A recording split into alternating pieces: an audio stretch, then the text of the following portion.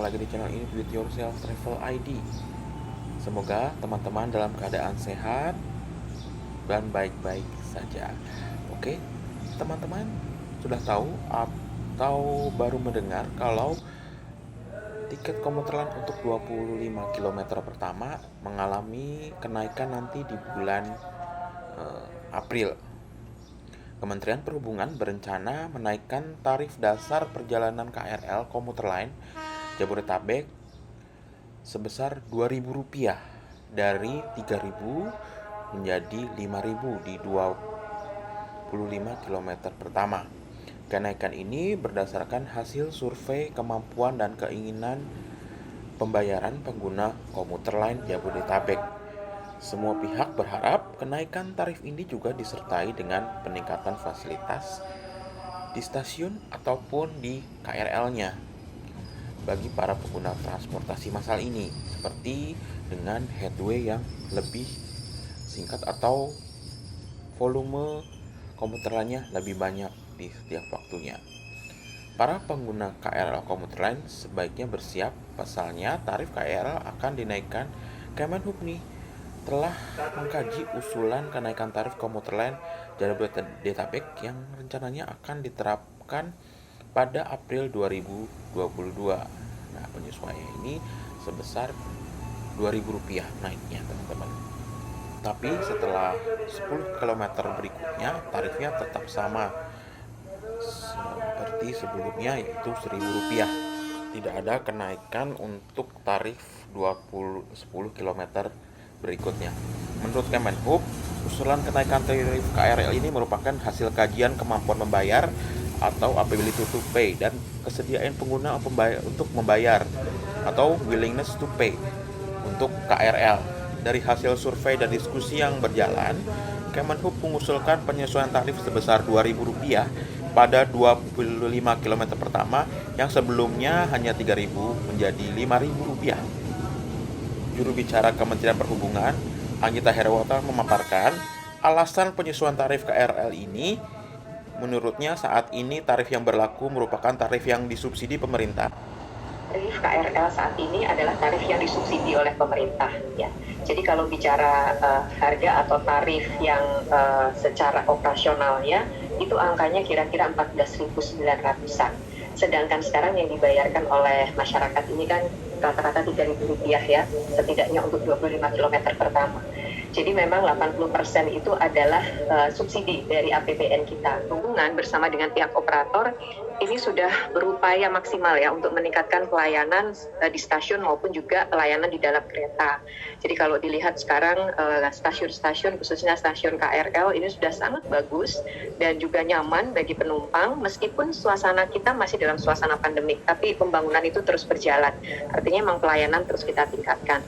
Dan yang ketiga, ini yang juga perlu dipahami bahwa penyesuaian tarif ini sudah hampir 7 tahun ini tidak pernah dilakukan. Terakhir kami lakukan pada tahun 2016 dan ini juga satu hal yang selalu ditahan karena kita terus melihat situasi ya, bahwa mungkin situasinya belum tepat pada saat-saat kemarin. Sebenarnya ada ruang untuk bisa menaikkan tarif komuter lain yang saat ini sudah bisa dibilang ya cukup murah ya, cuman Rp3.000 untuk 25 km pertama. Tetapi kalau bisa diberikan fasilitas juga yang lebih baik untuk para pengguna transportasi komuter lain ini, seperti yang dibilang oleh YLKI atau Yayasan Lembaga Konsumen Indonesia. Untuk kereta listrik yang juga oleh pemerintah, tapi pemerintah nampaknya sudah tidak punya dana yang cukup sehingga opsi yang lain adalah menaikkan tarif bagi konsumen.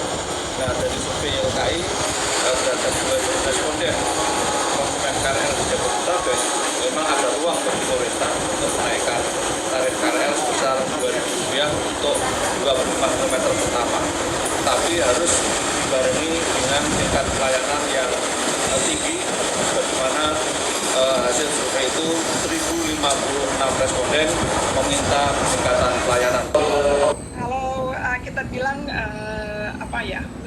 tentang survei ATP WTP ini memang rutin sebenarnya dilakukan dari setiap tahun, karena kita perlu melihat kemampuan dan kemauan pengguna kami untuk membayar ya tarif yang ditetapkan.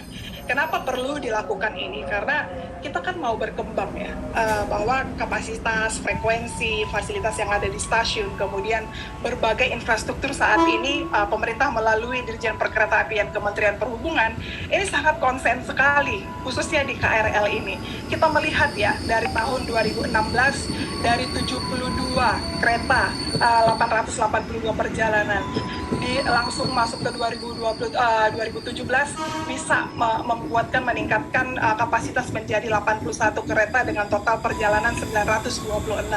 Sampai akhirnya di tahun 2019 ini kita sudah mencapai 90 loop, artinya ada 90 KRL yang bisa beroperasi di sarana perkeretaapian dengan total perjalanan 958. Ini kan kita lihat step by step untuk peningkatan kapasitas ini tentu harus ada upgrade dari infrastruktur, teknologinya dan yang lain. Bahkan di tahun 2020 dan 2021 ini ya, di dalam masa pandemi justru kita semakin sibuk nih Mbak Safira, karena dengan kapasitas terbatas 1,2 juta penumpang yang awalnya kita hanya layani dengan 86 kereta sampai 90 kereta tadi loopnya, sekarang kita sudah mencapai 94 sampai 96. Artinya apa? Produktivitas naik, listrik pasti kebutuhannya naik, kemudian kapasitasnya sudah semakin tinggi ya, bahwa perjalanan itu sudah mencapai 1.005 perjalanan. Sumber dari biaya operasional bahkan untuk memenuhi ini semua ya dari tiket penumpang dan subsidi pemerintah.